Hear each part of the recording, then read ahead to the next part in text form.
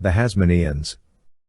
The Syrians recognized the government of John Hyrcanus on condition that he consider himself subject to Syria and promise help in Syrian military campaigns. Certain coastal cities annexed by Jonathan and Simon were also to be relinquished. The efficient rule of Hyrcanus, however, quickly effected the reconquest of these cities and the addition of Idumea, Old Testament Edom, to Judean territory. These conquests ensured the use of ancient trade routes by the merchant class, but they posed problems to the religiously oriented Jews.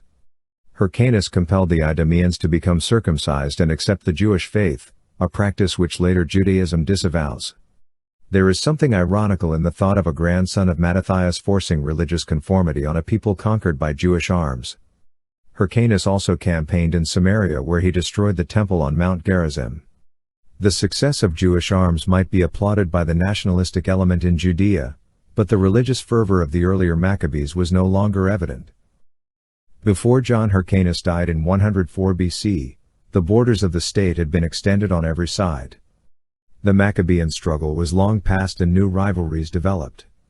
The older Hellenists were discredited, but their ideas were perpetuated in the party of the Sadducees.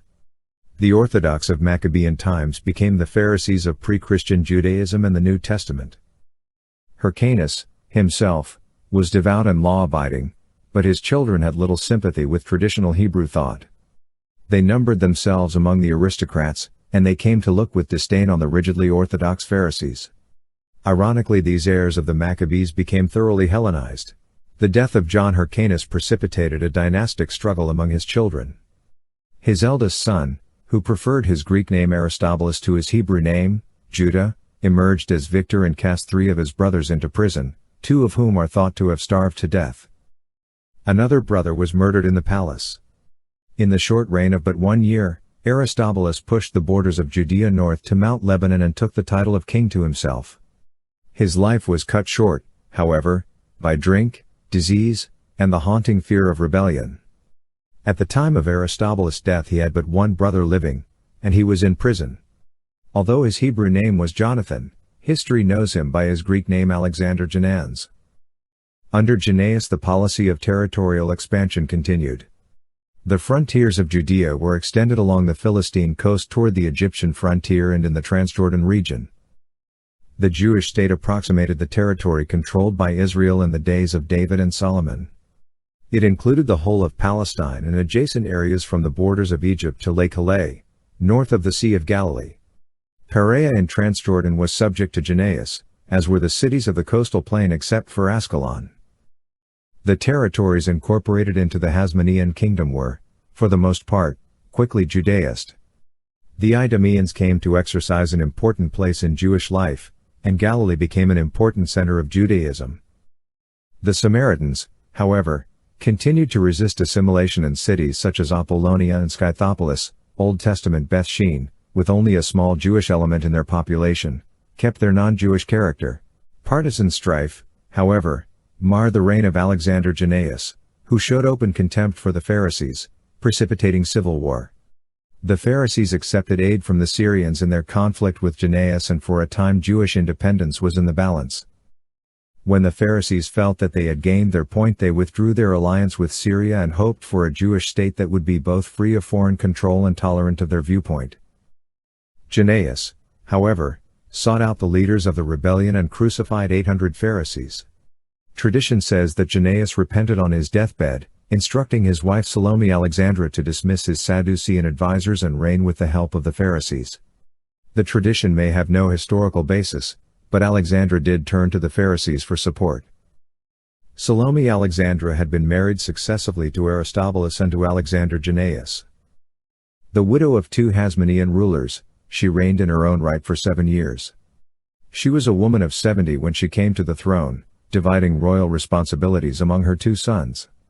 Hyrcanus, the elder son, became high priest, and his brother Aristobulus received the military command. Her brother, Simeon ben Shetta, was a leader among the Pharisees, and this fact may have disposed her to seek peace between the opposing factions of Judaism.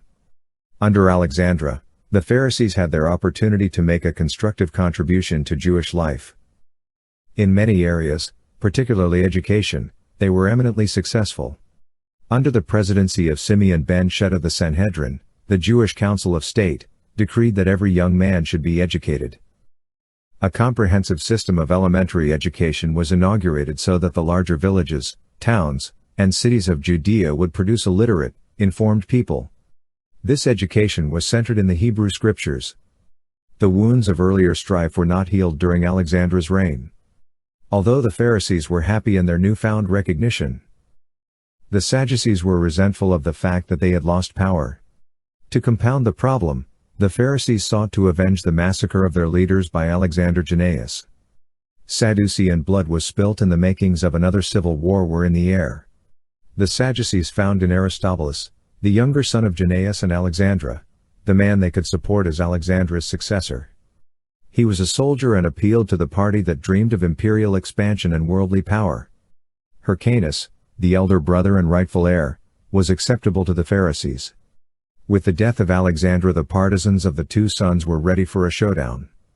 When his mother died, Hyrcanus II, who had been serving as high priest, succeeded to the throne, but his brother Aristobulus led an army of Sadducees against Jerusalem. Neither Hyrcanus nor the Pharisees were ready for war, and Hyrcanus surrendered his honors to Aristobulus II, who became king and high priest. Hyrcanus and Aristobulus thereupon vowed eternal friendship, and Aristobulus' eldest son Alexander married Hyrcanus' only daughter, Alexandra. Peace between the brothers was short-lived, however. Hyrcanus had to flee and Antipater, governor of Idumea, espoused his cause. With civil war threatening, Pompey appeared with his Roman legions to ensure the peace of Judea and further the aims of Rome.